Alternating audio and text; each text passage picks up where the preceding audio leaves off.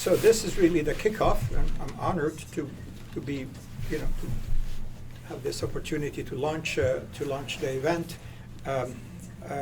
Incidentally, I don't know, not to be the skunk at the party, but as you may know, but this is not for this audience. Some people say, "What is lobbyists? What are they doing? What are they maneuvering? What's going on? These shady deals, these practices, are they corrupting? Are they paying people off? What are they?" I know this is a vulgarized and somewhat, how can I say, superficial, characterization. But for people who are not in your business and who are not really don't know exactly what's going on, there may be some misconceptions and wrong ideas. But of course, this audience doesn't need to be. You don't need an explanation of what lobbying is and what its purpose is and why it's being done.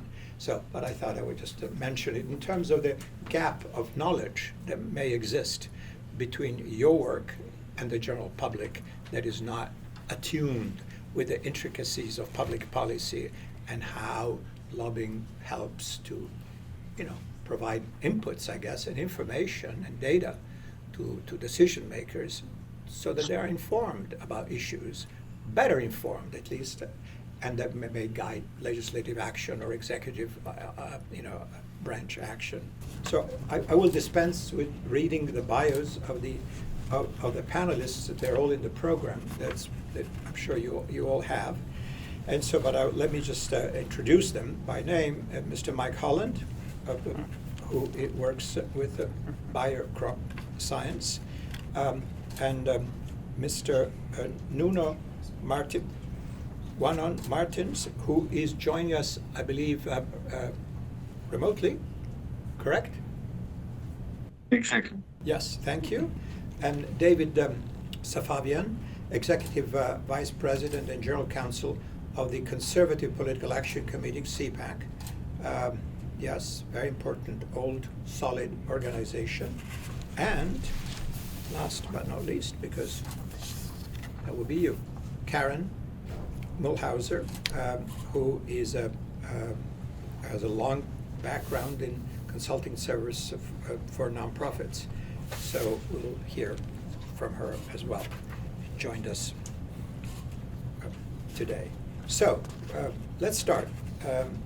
Mike, so take the mic. Very broad and very easy question. Global trends in the lobbying profession. What's going on? What's the latest? What are best practices? What's your counsel and advice to your colleagues here? Well, thank you, Paolo. Thank you, Katerina, for having me today. Thank you all who are attending. I hope that we can provide some insights that are useful to you. First, I just wanted to touch on this notion on what is lobbying. Everybody has their own definition, for better or for worse. I would say that my definition is it's all about relationships and education. And it's a little bit of a chicken and an egg, which comes first, the relationship or the education. But what I've determined after 25 years in this business is that it can evolve either way. Sometimes you build the relationship as a result of having to go in and educate a stakeholder. Other times you have a relationship and you go in and use the relationship as an opportunity to educate that stakeholder. But then there's other layers. You have to have relationships within your entity, within your association, within your company, within your industry, that you can use those relationships to educate those folks, to have their assistance, or to get the facts, because my credibility is my most valuable asset. If I lose my credibility, and I have had instances where I've had to go in and say, you know what, Senator so-and-so, I told you X. You know what? It's really Y. And that's not a good day. You don't want to do that too often. But if it happens that you've given misinformation unintentionally, I hope, you need to go forthwith and correct it. But I'll get to your question. What I was telling Paolo before when we were having some coffee is the biggest trend I see, and this is a global trend, is the polarization of the electorate and of political bodies. And I primarily work in the United States political arena, and I would say that I think there are essentially 4 political parties at this point. Some would say there's a few, maybe 3.5 or 3, or others would say there might be more. But essentially, you have a left part of the Democratic parties. I don't really like labels too much, but a more traditional or mainstream Democratic Party, a more traditional or mainstream Republican Party, which, by the way, has kind of moved center right, further right than the traditional establishment. So maybe there's 5 parties here, and then a further right Republican Party, and that is one reason why you see the challenges that you see with the House of Representatives in particular in trying to move legislation. That, and to be fair, they only have 2 votes at this point to play with, and it's extraordinarily hard in the best of times with a unified conference to move legislation in the House with 2-vote margin, but that's one thing I see. In terms of what has changed or what are emerging trends, I would say that one of the best things that came out of COVID was people were forced to use technology, and not only use it, but embrace it. And I hope that people don't forget the value and the lessons that we learned. And I know it wasn't perfect. I mean, and we all have our favorite platforms. Please don't send me a Zoom thing. It doesn't work on my computer. I don't know why. But I also know that many of you would say, please don't send me a Teams. Yeah. So we're even. But I would say really embrace that technology. And I'll give you a quick example of how I do it. One thing that's changed in the time I've been on the Hill, when I was on the Hill years ago, I used to like to do meetings with stakeholders on Friday afternoons. And now many staffers are not working in the office on Friday afternoons. And if they are, they don't want to do meetings. They just don't. And so I've found that they will do Teams meetings on Friday afternoons. And so I use that technology to do meetings that today I otherwise probably would have to wait until Tuesday or Wednesday to do. So that's one really big thing. The other is, and I was talking to Paolo about this, is don't be afraid to take a Teams meeting if it's offered to you with a member instead of an in-person. I mean, the important thing is the opportunity for you or your client to have the conversation. It's nice if it's in the trappings of Congress or the Capitol. That's really nice, but it can't always be that way. And I think there are more demands on members' time than there ever have been, and they're very, very busy. And I take a Teams meeting any day if it makes the member's life easier. I don't necessarily ask for one, but I will say an in-person meeting, and then if they come back and they say that there's nothing available, I'll say we're willing to do a Teams meeting if that helps. I don't say that you should lead with the Teams meeting, but with staff I will say I'm available to do it in person or a Teams meeting, but with a member you want to try to get that in-person meeting first. Let's see what else was I going to say about the Teams meeting. Oh, the other thing is a best practice that I employ and have for a while, and I've had a lot of success over the years with this. When you have a principal-to-principal meeting, so you scheduled, so your CEO or your boss or whatever, your association president, is going in to meet with the congressperson or a senator, say it's on a Thursday. I always, as soon as I can, try to reach out to the staffer who is responsible for the issues that will be discussed and offer either an in-person or, again, a Teams meeting in advance of that meeting. So that, because they're going to have to go and write a memo. And they can write that memo blind. They can write that memo guessing about what you might want. They can write that memo quickly and surface and not give the member any kind of real context about what the meeting's about. Or they can write that memo well-informed, concise, with a very specific ask. And it's incumbent upon you as the lobbyist to make sure that you do what you can to try to make sure that it's the latter, right? And I am ruthlessly transparent in my interactions with the staff because you know what? this isn't the last meeting I'm going to do with them. And I never want to tell them something that's not the case. I mean, you have to use wiggle words sometimes because you don't truly know what your CEO is going to say or your boss is going to say. But you can say things like, I understand that this is the subject of the meeting. I expect that they will say this. I expect that this will come up. I expect that they may ask this. And then you've prepared that staffer and given he or she the opportunity to think through this and they may not come down the way that you want them to come down. But you also get a chance in this pre-meeting to read them. And when you brief your members before that day of lobbying, your principals, you can tell them, well, I met with so-and-so staffer, and I have to tell you, I don't think they were very receptive to this idea. So you just need to know that as we go in, and so you may want to really hammer the constituent presence or the district presence, or however you need to do it. But that's what I have to say. Thank you. Before we move to the next speaker, I just would like to acknowledge that here today we have Mr.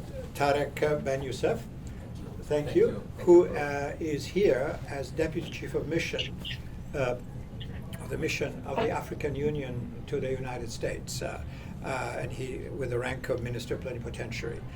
I don't know if I can make this a little bit of a joke, but because your work is complicated, but as an organization that represents 55 countries, oh boy, you got your job here in Washington, okay? I don't know if I can call this lobbying because I don't want to, but maybe there's some of that, right? And so, this is a very complex, when you have a continent that soon will have 2.5 billion people in just a few years, it's a huge responsibility. So, Mr. Tarek, thank you so much for being with us. Thank you. So, our next speaker here from the program, who is from Europe, Nuno. We're asking you, what's the difference? How are things done over there? We have here many experts.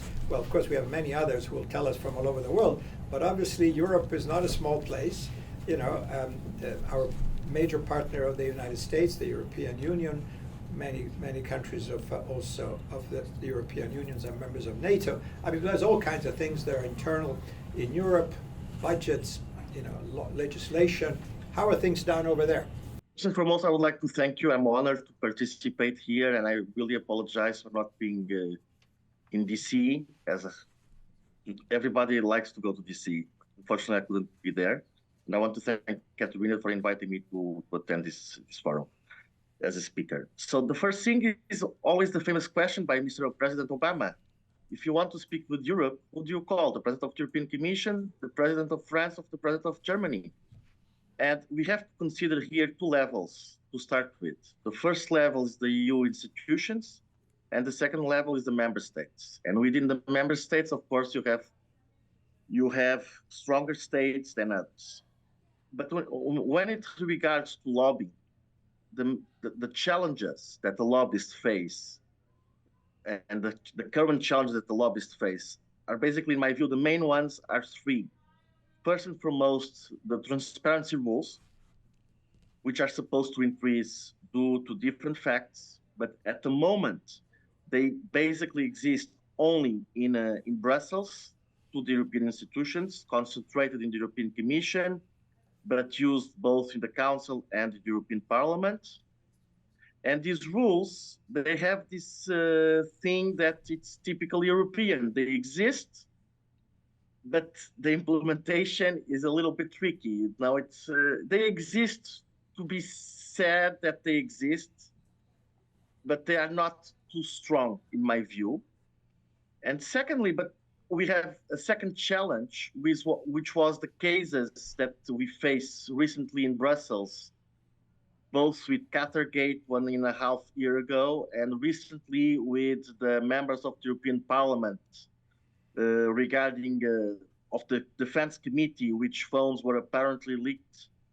These are the challenges that the EU are facing, and they try to implement and to make it stronger, the transparency rules, in order to make these rules effective and make these rules fighting these scams.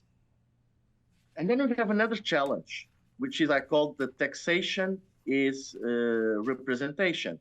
Basically, you have tendency in some of the European institutions regarding certain industries which have been developing from the past, let's say, 25 years, which create some difficulties for certain industries. For instance, the tobacco industry, which faces a lot of adversities to discuss and to present its opinions to stakeholders, to decision makers.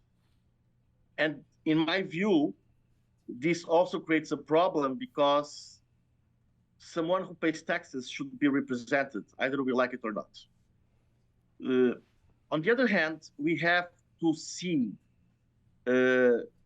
especially regarding the transparency rules, what are we talking about when you represent a client vis-a-vis decision makers? The decision maker meets. I give an example for the recent regulation on paper packaging and paper packaging waste, packaging and packaging waste regulation. So the rapporteur in the European Parliament had around 1,000 meetings with stakeholders, with lobbyists, with association representatives, with trade representatives. And the question is, how this decision maker decides at the end of the day? And the other question is, what is the value of a lobbyist? If all the lobbyists in the world can influence, have access, and then influence the decision maker, who makes a difference? Who's the decision maker in Europe? The decision maker has different interests. In my view, I think the first interest is the voter. The second interest is the country, in some cases, the member state. After, or at the same time, at the same level, the political party, and then the political group. So you have a pyramid of interests and people that you have to combine in order to advance the own political agenda. And this is the biggest challenge, in my view, for the lobbyists in Europe. And in taking this in consideration, I do find the challenges I just discussed before a little bit tricky, because they will not, in my view, fulfill the role of the lobbyist, how the lobbyist can be influential for its clients, and they will not make happy the decision maker neither. Which, at the end of the day, we have to ask questions. So what is the solution? I think the solution has to be hybrid. What Mike said before, you have to really create and develop the trust between the decision makers and those who represent stakeholders. You have to make those who represent stakeholders peers among peers with the decision makers. And then you have to see, sometimes to influence the decision maker, to go to other stakeholders who could be more influential to the decision maker. It's a big challenge, but it's interesting. This is why we are here. And to directly ask your question about who decides what in Europe, I would say that the decision in Europe is made of a confluence of three main decision makers: France, Germany, and mainly the European Commission. You have to concentrate here, and you have to use everyone else to make pressure on these three actors in order to get what you want. I hope I was clear enough. Thank you. Thank you very much. Just a quick note, if I may, just for laughs. And this is not an internal matter of the EU, but some actions of the EU Commission that have repercussions on international business. Apple just got a tiny little speeding ticket of $2 billion, if I'm not mistaken. How can they be so blindsided? That's my question. You are one of the largest companies in the world. We're valued in the trillions of dollars, and you don't know what's going on. and you, at $2 billion, I think it's one of the largest fines ever levied. Just curious, I know this is not a European internal issue, but how is it possible? Are they just not represented? There's nobody there that in Brussels for Apple to take the temperature and see this train wreck is coming? Just they didn't know. I'm just curious. I don't know. Maybe this is not your area of interest, but just curious. No, I think you are asking the right question. Because the first role of a lobbyist is to understand what's going on in the market. I mentioned tobacco because 10 years ago, the idea was to put the tobacco industry in the corner and then to move on to all the other industries, like for instance, spirits industry, and to do more or less the same. Somehow, what happened is that many things happening in the international arena. The idea of the European Union is dual. First, we believe that whatever we do is for the good of the world, not only for the Europeans, on the one hand. And in order to implement this, we try to put in every international agreement, in every international relationship, the rules that we are trying to impose. Now, you have different versions about why Europe, especially Brussels, is trying to do this. One of them is because we are very similar to the US, and we are trying to do the same, and we are doing it in conjunction. The problem is that this creates a problem, as you said, to international companies. If the international companies do not have representation in Europe, I think they have. I think they have not only representation, but they also have many stakeholders who represent them here in Brussels. The question is, what do you want to do? How do you influence that? And the second question is the arguments you use. And the arguments you use, sometimes you cannot use the arguments of the company itself, but is how do you benefit the European continent? And unfortunately, we live in an era where the benefit is becoming less important for the decision makers of the people who vote, of the electors, but you have some, I would say, some ideas that people prefer to implement. And we see that every day with the Green Deal. It's not by chance that you have protests of agricultures all over Europe. You have seen in Brussels last month, agricultures literally destroying police cars, because the situation achieved a moment that the normal people cannot stand anymore the cost of living.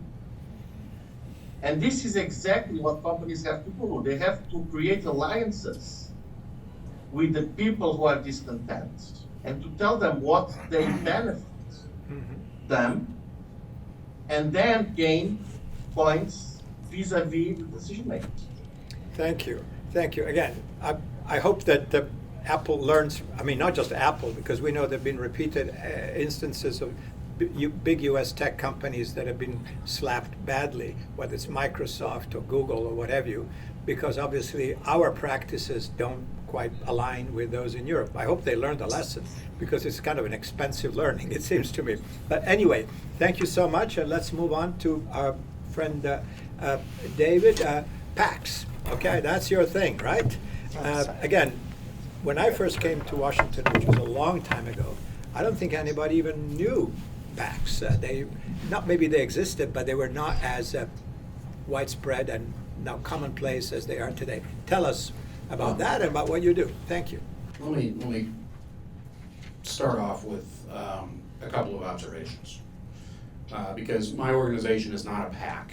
Okay. My organization is a grassroots lobbying entity. Which is different. Okay. Yes. My name's David Safavian. I'm the executive vice president of something called CPAC. It's a Conservative Political Action Coalition. We also have a very large conference every year, a couple of conferences now, where we see the likes of President Trump, President Milei. We just had 20 different legislative delegations from around the world, including Canada, Hungary, Germany, Spain. Prime Minister Maloney from Italy has spoken at our conferences before. So we're, while primarily thought of as a U.S. entity, the growth of the conservative movement really is spreading across the world. I point that out because our organization, being a grassroots organization, we represent ballpark 300,000-400,000 actively engaged voters. And for those of you online who might not understand the term grassroots, what we're talking about is how you activate voters to weigh in with their legislators to add pressure. So when we talk about grassroots, what we're really talking about is indirect pressure, or for basketball fans, a bank shot. Sometimes you go in and you advocate face-to-face, like Michael does. I do it occasionally. And sometimes it is, for lack of a better term, using artillery to soften up the beach, meaning when voters start to reach out, legislators go, oh, this must be an important issue, I better start thinking about what my position is. And Numo mentioned a key word, which is stakeholders. I think the way I would represent what we do and our activists is they're the ultimate stakeholders for U.S. politicians. That also has application in cross-border, bilateral, or international legislative work and advocacy. And the reason why I say that is because that's where you can have a double bank shot. U.S. steelworkers might be concerned about a takeover of a U.S. steel company by a foreign owner. Well, I guarantee you that the Steelworkers Union was having all of their members call their members of Congress, who would issue a press release saying, I oppose this. The members of Congress are adding now pressure, not just to the administration, but to bilateral negotiators, right? So U.S. voters organized in the appropriate way can become a lobbying force on international issues. It's a very nuanced, it can be delicate, it can be complex, but it is a key function. I would say, Michael raised a really good point at the beginning of his remarks, which is the one thing that I think we would say marks U.S. politics, and maybe some worldwide, is the polarization of the electorate, right?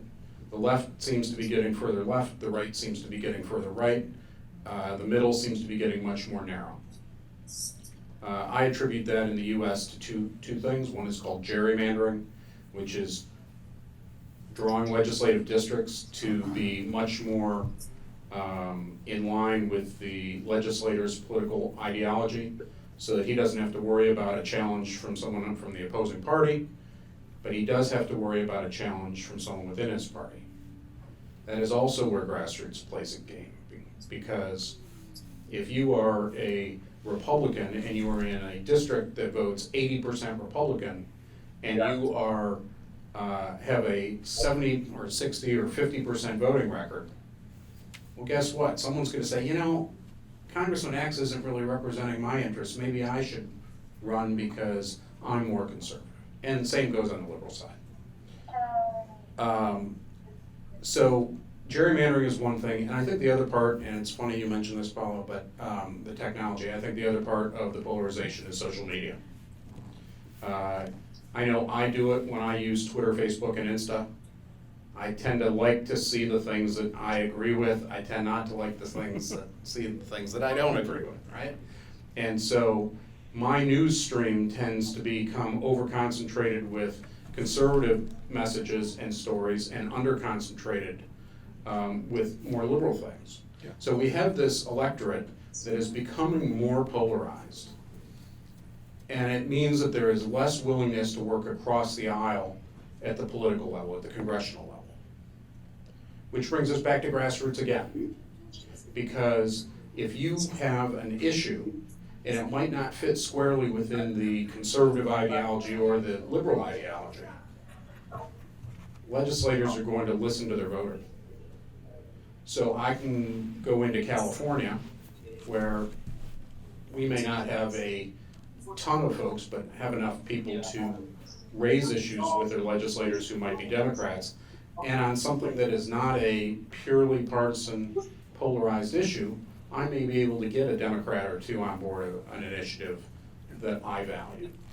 So that grassroots component, that indirect lobbying dynamic,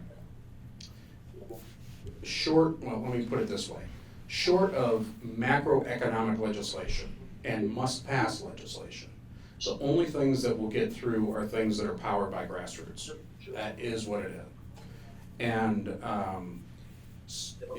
what I would suggest to everybody in this room and everybody on this online is, as you're thinking through your advocacy strategies, if you're not incorporating grassroots, you are fighting with one hand behind your back. And I guarantee you that your opposing counsel, your opposing consultants are thinking about grassroots. My organization regularly partners with people in the private sector. And I just want to close with a small anecdote, and that is, our voters, our activists, the people that we ask to weigh in with members of Congress, and we do it in a very sophisticated manner. We could go into it, we could talk all day about grassroots strategy. But they're very smart. They don't just weigh in on issues that you would think are associated with conservatives, right? They don't just weigh in on issues about abortion or pick another climate change, right? They're willing to take the time to understand the issue and then go, wow, this makes sense. And here's a perfect example. We got involved in a small issue, well, I wouldn't say small economically, and it was about a new technical regulation that the Department of Interior was going to issue about how deep water drilling companies get insurance. Really boring, right? Dry, nobody cares about insurance, except the administration said, oh, ExxonMobil, Chevron, you don't have to worry about it. But the little guys, they're $20 billion companies, were like, this is going to either put us out of business or force us to raise prices. And when we did our economic analysis, we found, hey, this little silly insurance regulation that nobody was paying attention to potentially could raise gasoline prices here in the United States by $1 a gallon. So we put the data out. We called on our activists to weigh in with their regulator and the legislator, because we also do regulatory work. And lo and behold, 56% of all the feedback that the Department of Interior received on this regulation came through our portal, came from our activists. So our folks aren't just, school choice and vouchers and, all of the things that people associate with the conservative movement. They are sophisticated enough to understand business policy and economics. And so what I would tell everybody here in this room, and as well as folks that have business, either transatlantic, trans-Pacific, is that we are always looking for partners to work through that grassroots side, because our activists care about this. As you explained, the given gerrymandering, the real election quite often is the primary, right? That's the real election. And if you lose the primary, that's it, you're done.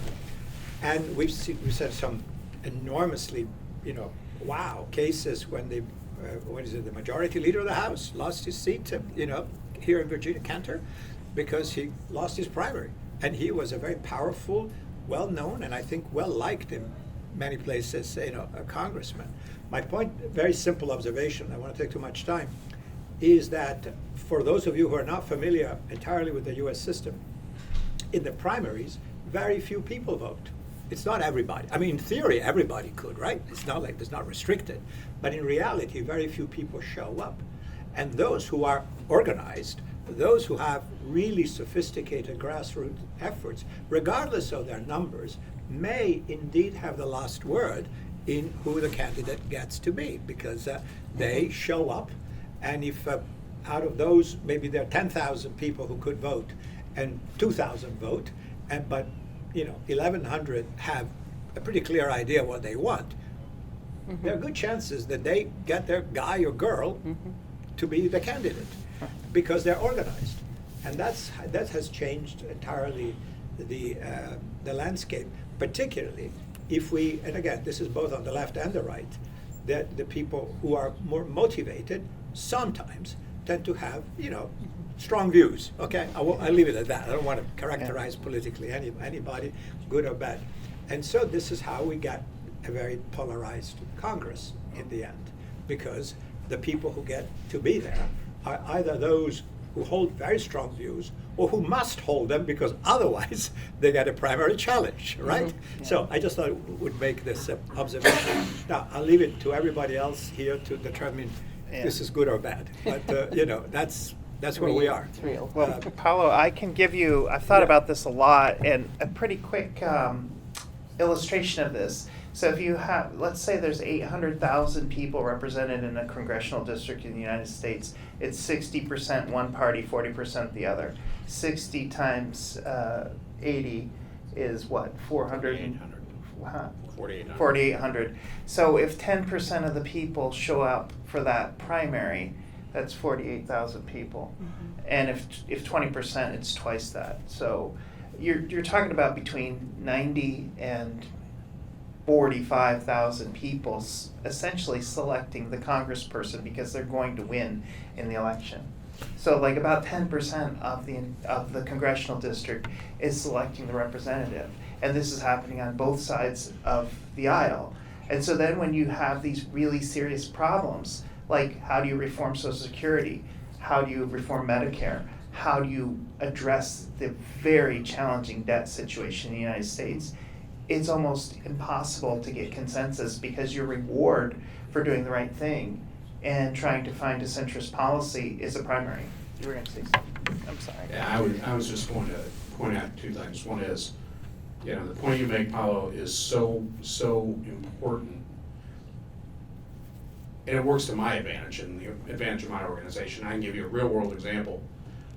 We engaged to help a candidate in a primary in Mississippi. Small district, we targeted one county. The week before the election, our preferred candidate was down 46 to 50 something. Wasn't a perfect 100%. When we engaged our activists, we let them know how important the election was, that they needed to get out and vote, made it easy for them. We hit them with social media, we hit them with text messages, not the traditional over-the-air stuff. It was very below the radar. At the end of the day, a week later, our candidate walked away with 52% of the vote. That candidate now understands, or that member of the legislature now understands, that he got elected on the backs of a very conservative organization. My organization also happens to give ratings to every legislator in the United States, federal and state. We've got a whole team that looks at every vote that they do and then gives them a score, which allows voters to measure against their own personal beliefs. My point in all of this is when we elect legislators, we hold them accountable to what our core values are, our core priorities are. And yeah, I'm willing first to admit that contributes to the polarization. Yeah. But that's the hand we're dealt, and that's the hand we play. Well, that's right. We'll see how long this will last. Again, I as an immigrant to the United States, when I arrived back in 1978, this certainly was not the case. I mean, the primaries existed, but they were not as relevant as they are today. And again, the districts were not configured in the way that you correctly described, meaning, how can I say, customized to the preferences of one party. So the Democrats get their own safe districts, the Republicans get their own safe districts, et cetera, et cetera. Anyway, but that's a very important topic that maybe would warrant a conference by itself.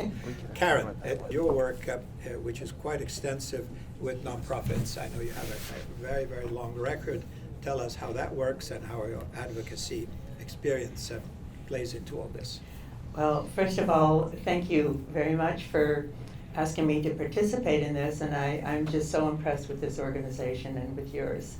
I will start off by saying I support everything that's been said so far, and especially somebody who has probably very different views than my own on a lot of policy issues. I agree totally with everything that you have said.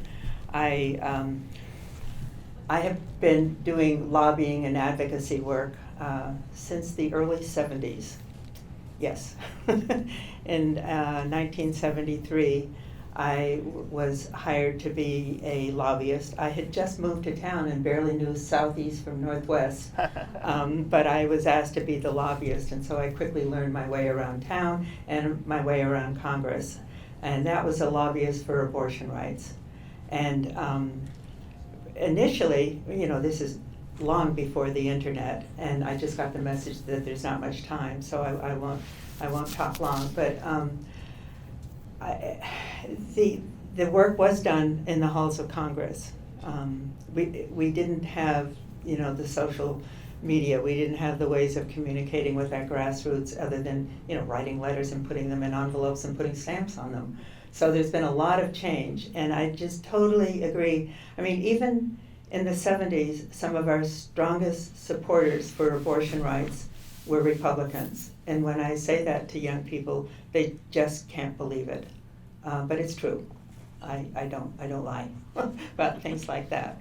And the polarization, I think, is tragic for our country. And the issue about gerrymandering and voter suppression also is something that is a problem in terms of how people get elected.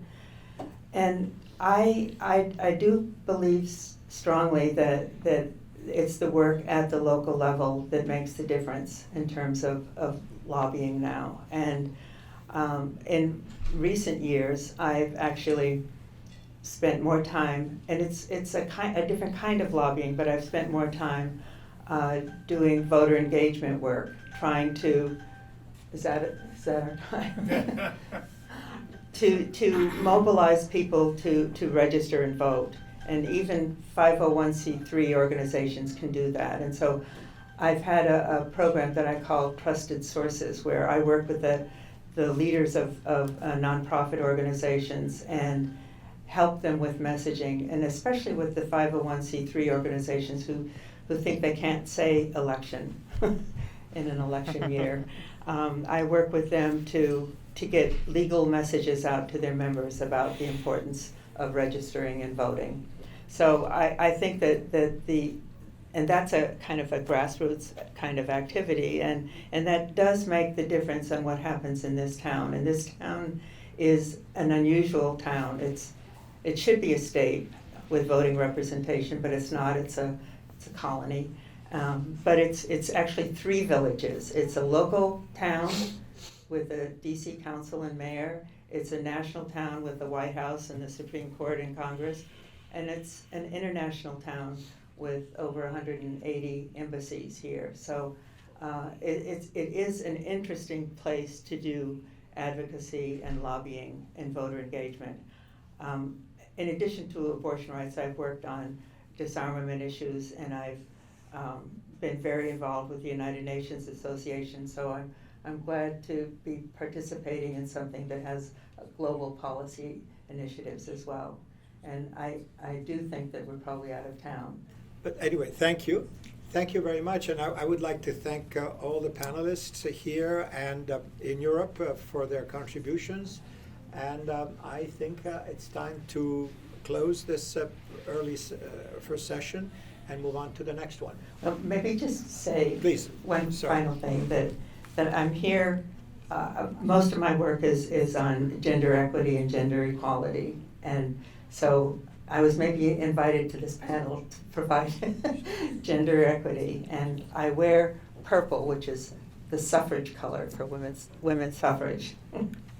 Which, by the way, came rather late here in the United States. A factoid that I got during my recent visit to Azerbaijan, that women got the vote in Azerbaijan, of all places. It's kind of not too far from your ancestors' neighborhood, before the United States. How's that? In the few minutes in which they were an independent republic, they got to vote in 1918, Yes. before the United States. Azerbaijan. Yeah. Consider that. Anyway, thank you, Thank Katerina. you. Thank you, Katerina.